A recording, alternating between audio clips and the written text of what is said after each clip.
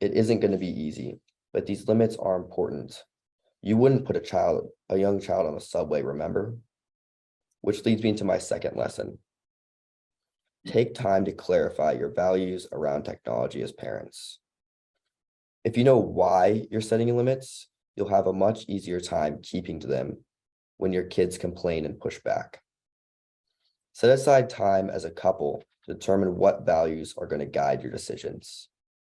As an example, one of my parents' guiding principles was presence over technology. What that meant is that we weren't allowed to have our phones at our dinner table because it was a time for us to connect and talk with our family. We couldn't be on our phones during vacation activities like hiking or being at museums. And at family events, we spent time talking with grandparents and cousins rather than scrolling through social media. Another one of my parents' values was giving us downtime from our phones. So we had to put our phones across the house at 10 p.m. until the next morning.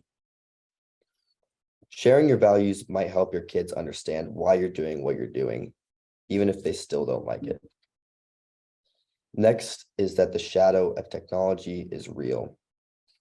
While there are so many positives to being connected, technology is also a big part of the reason why my generation is depressed and anxious. An article by Child Mind Institute states that there's a correlation between social media usage and perceived social isolation. Again, we know all these dangers, but it's important to keep in mind how truly serious this is. Teaching your child to have a healthy relationship with technology is a huge and necessary responsibility. That being said, what my parents and I learned as we figured out our best pattern together is to know when to compromise. For me, Snapchat was the compromise. I felt really cut off from my friends when I didn't have it. And while I understand why my parents were hesitant, they eventually realized it was causing more harm than help for me not to have it. Treat technology like training wheels. Eventually, some of these restrictions have to go so that they can learn to do this on their own.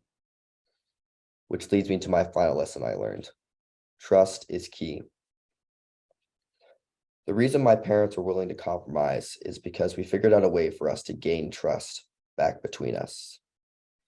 Once I showed I was trustworthy, they trusted me with Snapchat. So spend time talking with your kids and building a relationship of open communication with them so that you can move forward from a place of trust. I hope that helps provide you with the framework of how to approach these things. Since technology changes so quickly, having some basic values and guidelines will help you figure out a way forward. But I know what you really came here for is to hear my thoughts on the specifics, so let's get into that. First, we're going to go over a few social media apps that I use or have used, and then we will talk about what to avoid and what I recommend. So let's start with YouTube. In my opinion, it has slowly begun to lose its popularity since TikTok came out, despite their similarities. It is still prominent, but not nearly as much. I still find it to be exceedingly addictive, especially for young kids, as they can just click on the next video that entices them. After working with numerous families, I noticed that YouTube has been a common thing that parents are against and don't know much about. To be honest, I am in the middle on this. I think it's a massive time waster, but it does have some positive aspects to it. There are hundreds of thousands of videos that focus on teaching things such as history, math, science, and more. But just like TikTok, if your child clicks on videos that are about some game, then the algorithm will recommend more videos like the one they watched. If you do want to allow your child to have YouTube, I highly recommend putting a limit on it and making sure the videos they are watching are beneficial. Furthermore, YouTube has actually done a fantastic job of preventing adult content and things such as swearing. They have done this by adding more mature content filters, demonetizing YouTubers for swearing in their videos, and by changing their algorithm. YouTubers are actually now penalized heavily for promoting certain content. Now, despite all of these things, there's still going to be the occasional YouTube content creator that decides to make a video where they curse and have not entirely child-friendly content, but this is quite unlikely. There are always going to be violent video games or 17 and up games that YouTubers play for video content, and you can't really avoid that. Although there is a setting that tries to block this called restricted mode. You can find this setting under account settings. It's like a little tab. If you want more specific details, please contact me and I would be happy to help.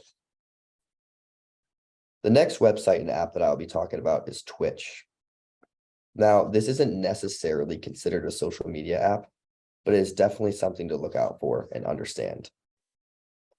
So Twitch is a streaming service where people can go online and just watch other people play video games or do things like exploring a city or just talking. This is another massive time suck in my opinion.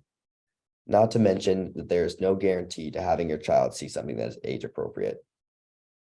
Most games that are streamed on Twitch are FPS or first-person shooter games.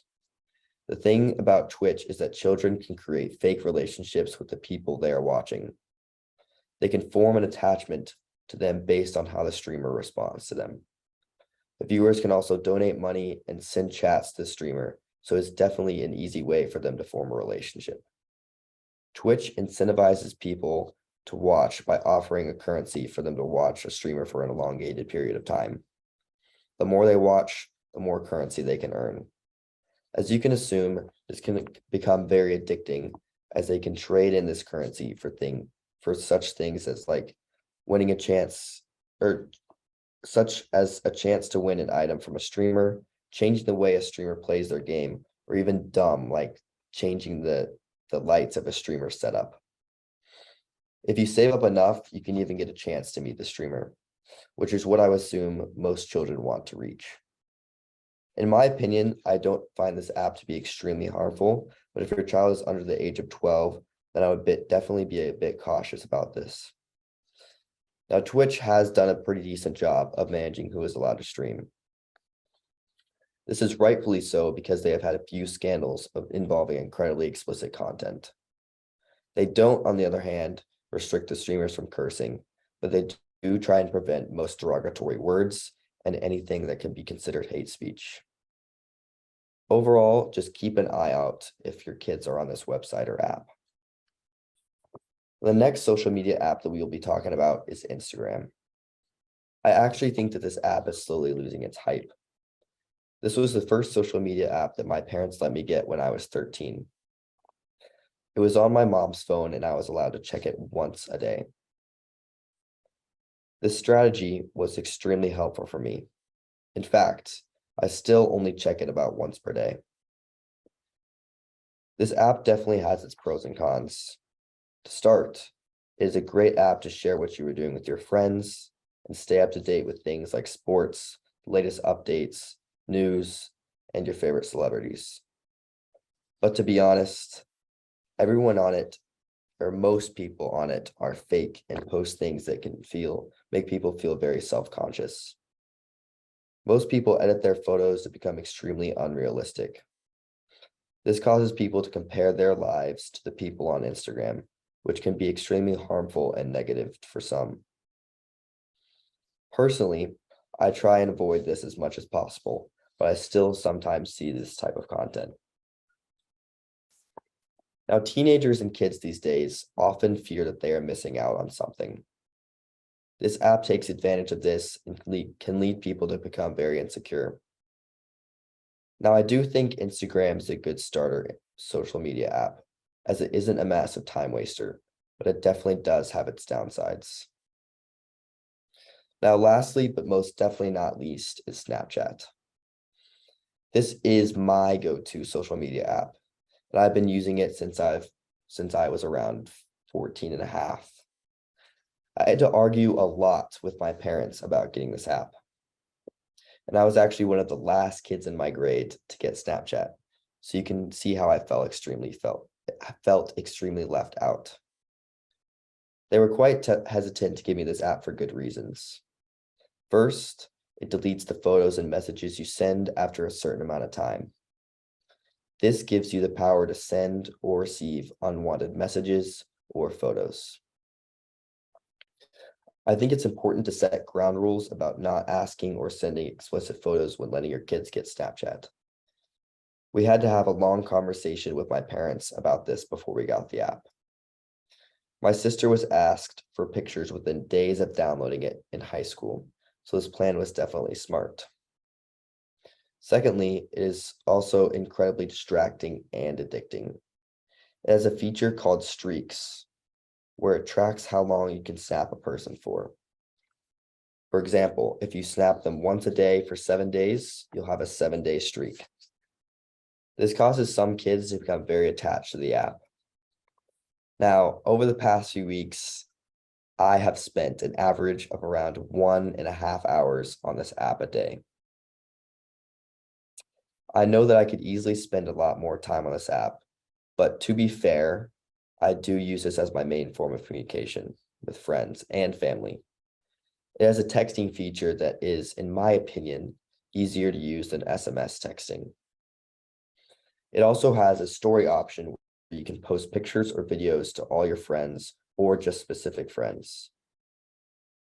Another upside is that similarly to Facebook, you have to be friends with each other to send snaps and view their stories. In my opinion, it is the most popular app of our generation. I think that Snapchat can be a good social media app to start out on if used properly. Most kids got Snapchat in middle school, and I'm sure that if they haven't already, they'll be soon asking to download it. If you can, I think you should hold off for as long as possible, but once they reach high school, I think it's acceptable. What I appreciated about what my parents did is that they put a limit on my social media usage, so I wasn't always on it. And also, they weren't always looking over my shoulder while I was using it.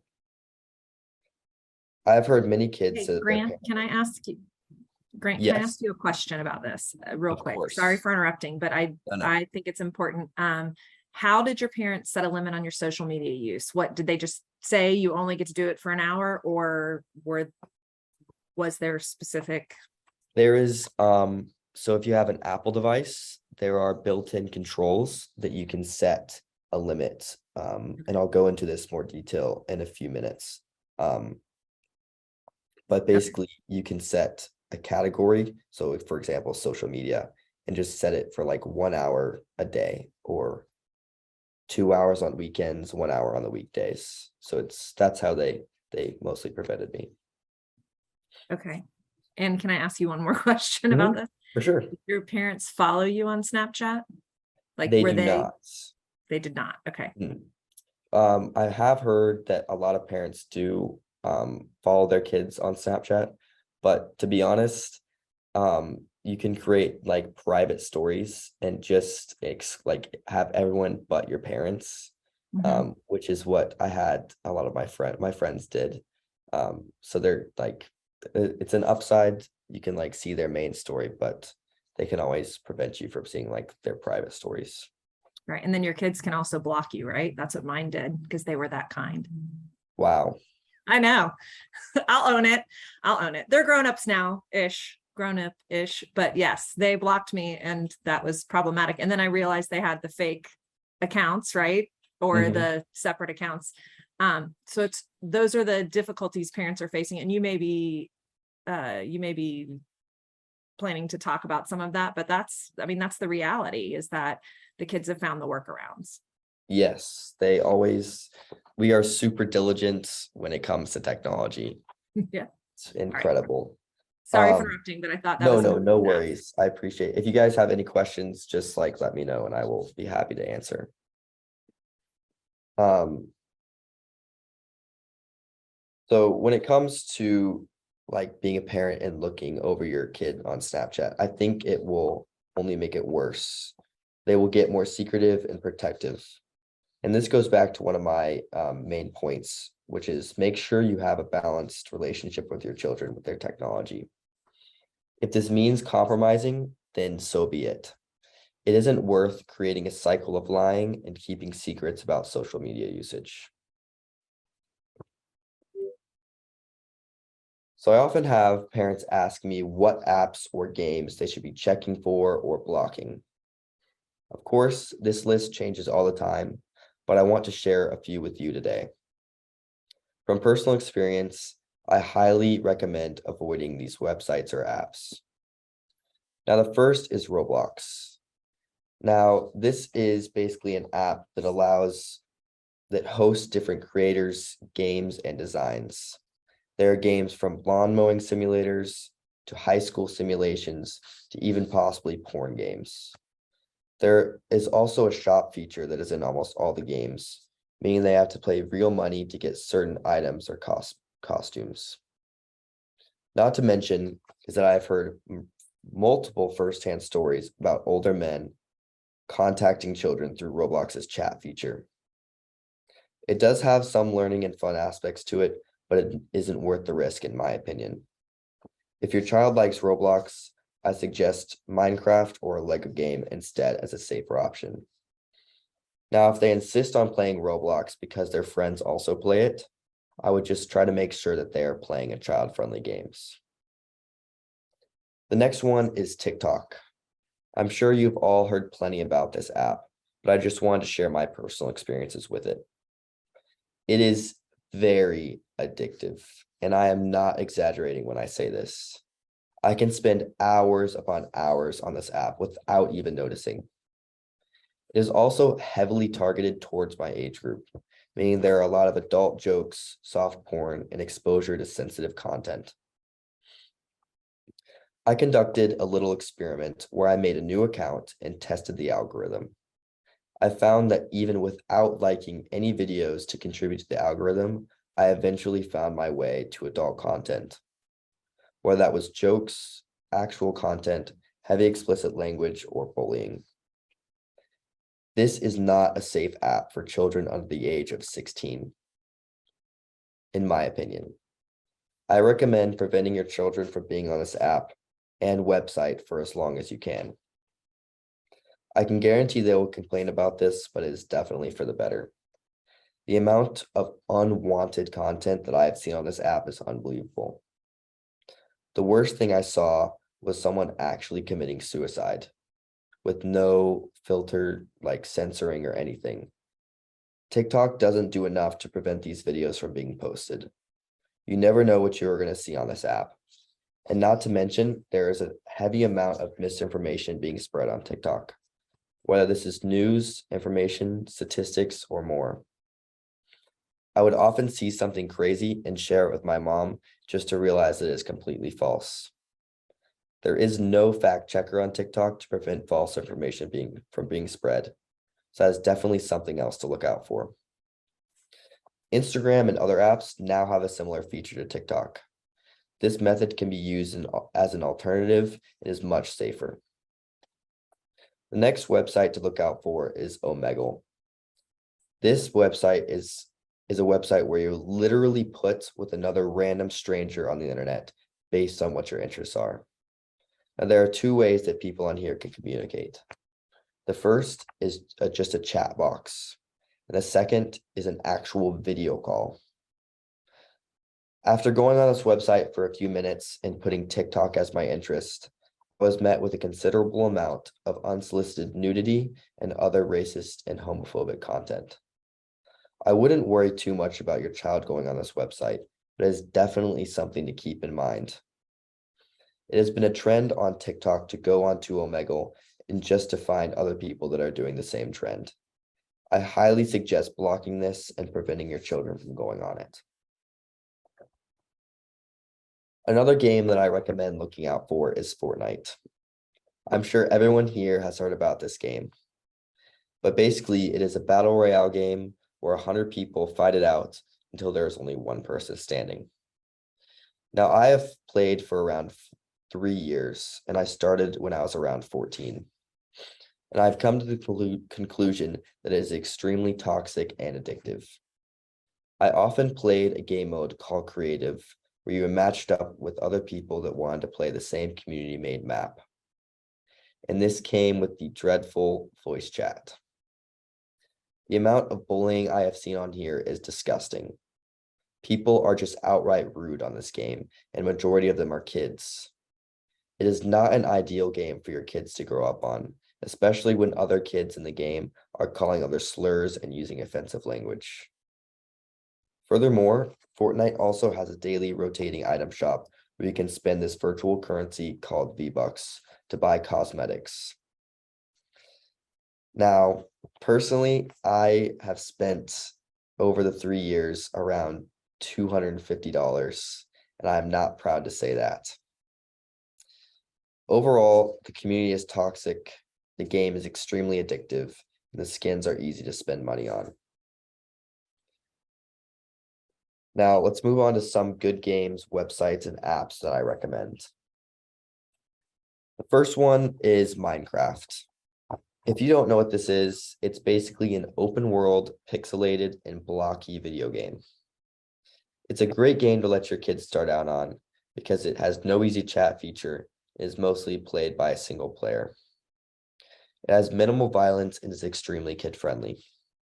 It also has a few learning aspects to it, such as teaching your children different type of animals, rocks, plants, and more. Not only this, but it allows them to express their creativity to the max.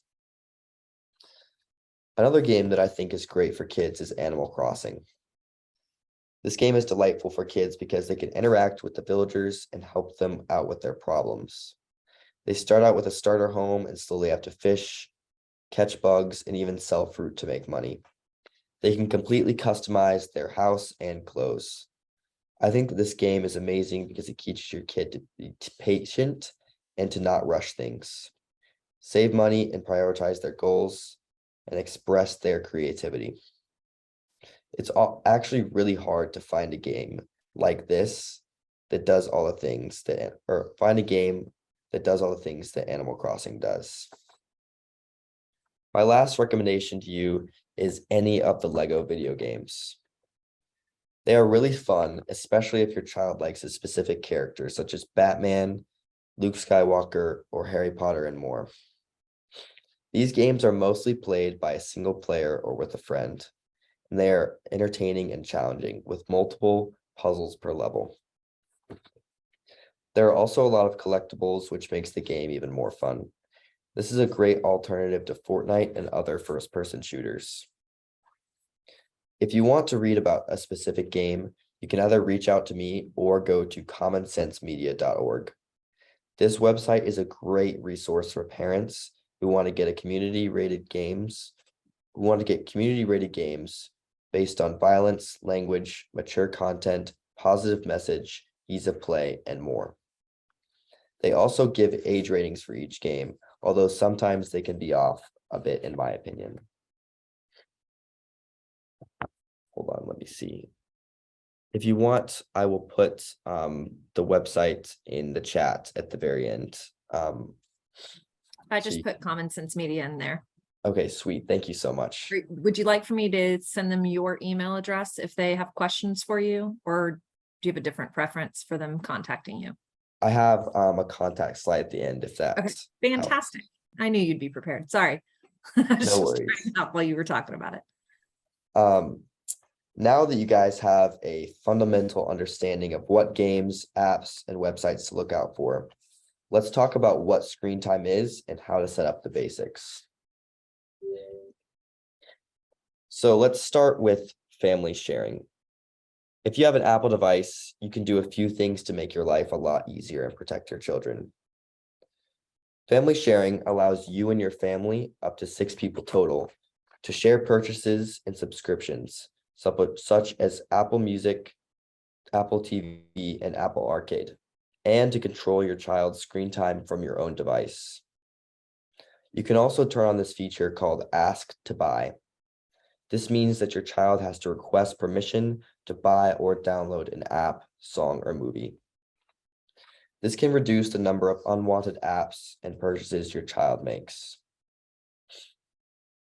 So let's talk about what screen time is and what does it do. Screen time is Apple's built-in controls for iPhones, iPads, Macs, and and it provides a few abilities such as downtime. This is the ability to have a set time where the apps you choose are disabled. There are start and stop times based on a schedule. For example, you could have start time be 9 a.m. and the end time be like 8 p.m. So anywhere outside of those times, you can only use messaging, phone calls, or any other allowed apps. Next is time limits. This is the ability to set either one specific app or collection of apps based around their category. For example, social media on a time limit.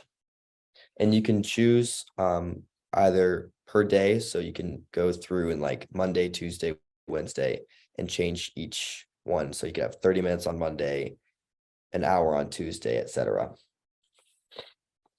Next is communication limits. This is the ability to allow the child to only message and call certain contacts during downtime and normal time. Then next is always allowed. This is the ability to set an app to be on at all times. It's kind of self-explanatory. For example, this could be contacts, calculator, messages, or even like the weather app. So next, we're going to go into the content and privacy restrictions. And this has a lot of detail in it. Things you can do is you can filter manually or automatically filter websites through Apple's filters. So it could be, you could have restrict adult content that includes drugs, gambling, pornography, or anything else that's could be deemed explicit. You can also block explicit language and content through Siri, filter by appropriate ages for most apps, movies, and television shows, block the ability to delete, download, and purchase any in-game items, block account and password changes, allow the use of such things as App Store, Safari, and screen recording. And I'll get into screen recording in a second and more. And then lastly, it allows you to have a usage report, which provides the ability to track most websites the child has visited and how much time they have spent on it, as well as what apps they used and the time they spent on each one. So screen recording is basically the ability to record your own screen. It has a little red icon in the top right corner if you have, I think, an iPhone 10 and up. And this is really important to know because if you're putting in your password on your child's device, like the screen time password, they can see what you press and basically get the code from you. I've used it quite a few times, so it's definitely something you guys need to look out for. So let's next talk about how to set up screen time. If you have an Apple device, go to settings and scroll down until you see screen time. Press turn on screen time and follow the steps. You can customize the settings to your liking and you're all set. Now, if you want a more detailed description, please reach out to me and I'll let you know how to set this up. Now, it is good to know that given enough time and ability to do research on the internet, your child can almost always get around the controls. It is not completely foolproof, but it is definitely not easy to get around if set up properly. Now, I've worked with other parental controls services as well. I have personal experience with RPACT, Custodio, and Screen Time, but my favorite has continued to be Screen Time because of its simplicity and how well it works. RPACT worked well, but was sometimes slow and was easy to uninstall or get around, although the parents were still alerted when they did so. Custodio seemed to work the best for a paid service, but the only downside was that it slowed down my device just a bit, but otherwise it had more controls and options, which were quite useful for my parents. So RPACT costs around $84 a year for an unlimited amount of devices. It works on iOS and Android devices, and it offers web filtering, time limits, downtime, the ability to block apps, location tracking, alerts, SMS monitoring, and the ability to lock out the device. Custodial, on the other hand, costs around $55 per year for 5 devices. It works on iOS, Macs, Windows, and Androids. It offers the same thing as RPACT, but also includes weekly email reports. There are other apps and services that I have reviewed. And if you want to check out the spreadsheet, I created a spreadsheet that has a list of around 10 or 11 apps that I've reviewed and have the statistics for and what they cover. Please let me know and I will send it to you. Hey, Grant, there's a question. Perfect. That's great asking- timing. Oh, great. There's a person asking for you to repeat how you can send, their kids can see them entering screen limits passcode. Can you repeat that? Yes. Okay. So actually, I can show you on my phone. So let's see. So I press this button and it has this little icon in the top. That means everything I'm doing right now on my phone is being recorded, and you can see it'll like save the video to your phone. So if your child is like, can you put in the screen time password, and you type it in on their iPad, they can see what you typed in and they can basically get the code from you just because they're recording. And can you show us that button one more time, where it's Yes. located? Where the button is located? Yep.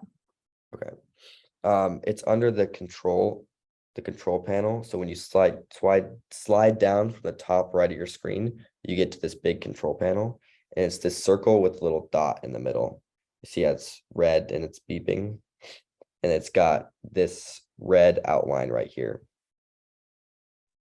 So would you say to look for that before you enter the screen time passcode? Yes. Would we see that red thing at the top corner? Yes, you would. There is no way to like hide the red dot. Okay. But if you didn't know, I've had multiple parents say that they've been caught by this screen recording feature. So it's definitely something to look out for. Thank you. Another tip I have that most parents have, like their kids have found out their password, is through basic passwords. Most parents choose like their anniversary, birthday, street address as their passwords. And we as kids are pretty smart and know that you guys do this. So I would definitely consider either picking like a random combination or like something that your child doesn't know. Can you explain how to change the screen time passcode? Somebody asked in the chat, and since you just brought Yes. it up, that our passwords aren't great because they're always birthdays and kids' names and things like that. Yeah. Yep. It's a 4-digit number code.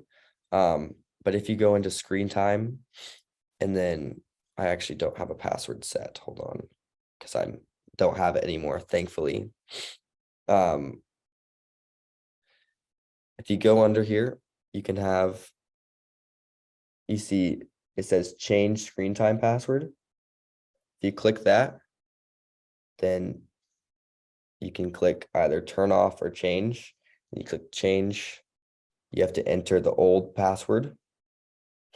And then once you do that, you can put in the new one and that will save. And there's another question from Jody. Do you have any sense of how helpful the third-party softwares such as Bark are at protecting limiting kids' access? Yes. I did a review on Bark. It seems to do a pretty solid job, but the only downside I found with it was the most expensive one per year that I reviewed. But it does offer and protect pretty well. But to be honest, if you have an Apple device, I think the best option is just to use the Apple's built-in screen time. It's consistent, easy to set up, free, and it like is compatible. It's most compatible with Apple because it's the built-in version.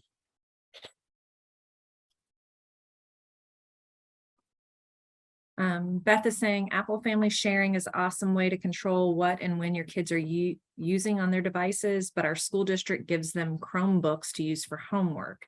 There's no screen time settings on them that I'm aware of, so creating space that devices are not in the room overnight is the way to go. You can't download software to school devices. Yes, and then with Chromebooks, you can use the app I mentioned earlier, Custodio. That works on, I'm pretty sure that works on Chromebooks.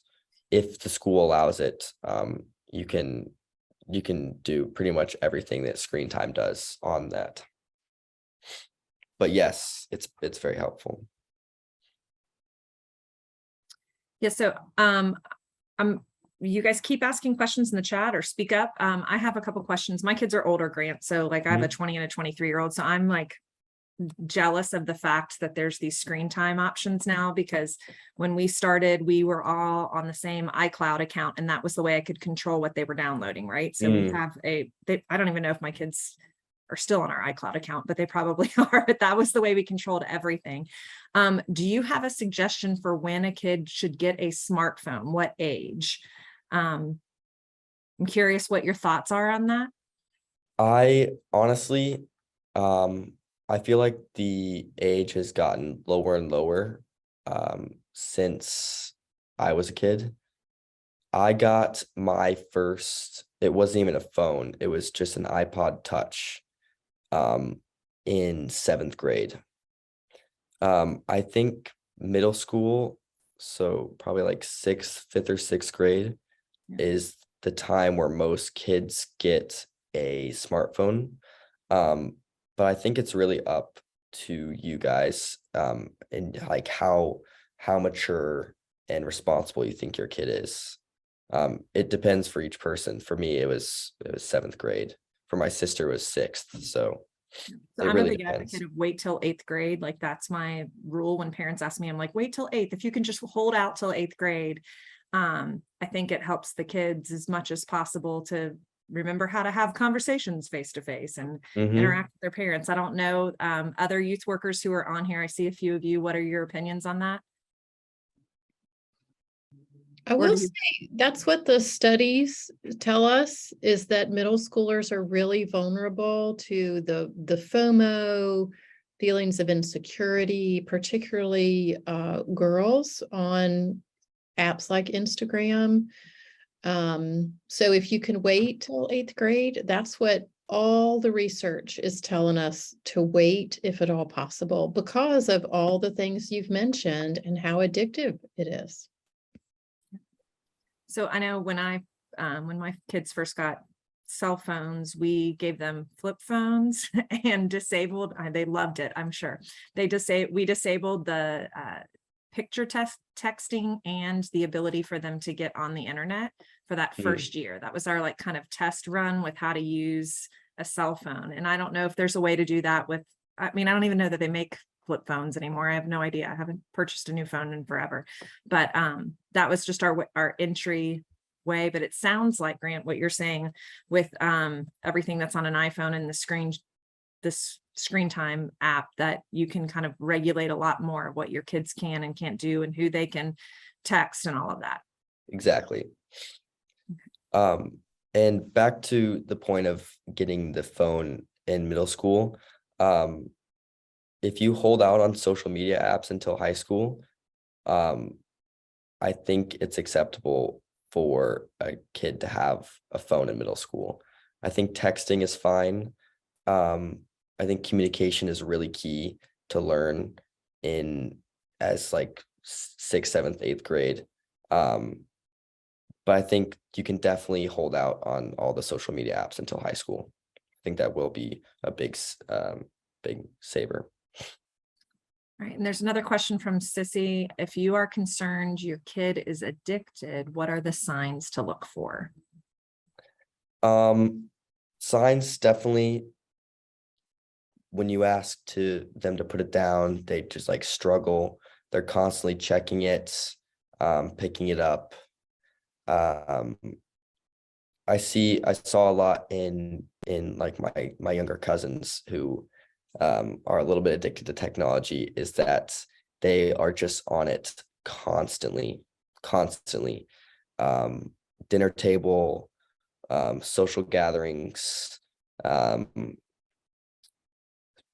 So anything that like signifies that they just can't put it down, or that they're constantly checking it or picking it up, I think is a big sign of a addiction.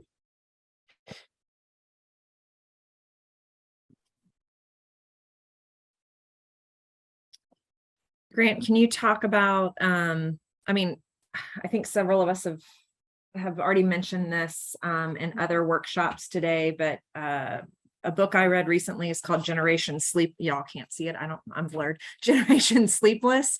And it talks about the importance of not having screens in the bedroom at night so kids can regulate their sleep. Do you mind sharing on that? It looks like Chris just said the same thing. Bedrooms are no tech areas for us, and we have no phone days and places to, like church. So like they don't let their kids take their phones to church. Do you mind sharing on that for a moment about? Yes, I would love to. I think definitely keeping devices out of the room, out of the bedrooms at night is extremely helpful. There's multiple studies that showed that using your phone 30 minutes before bed could like inhibit sleep and like mess up your cycle because of like the blue light that you receive. And honestly, it's just for the better to keep it away and like kind of let your mind like settle down before bed. So definitely keeping it out of the bedrooms before they go to bed, or just even like having an environment where you can sleep without technology interfering with it is really important. So actually just keeping the phones or devices entirely out of the room could also be extremely helpful. Are there any other questions for Grant about anything he's talked about, or other questions just regarding technology? Thanks for doing this, Grant. Your wisdom and perspective are really helpful. This was Of wonderful. course, Thank you. it's my pleasure.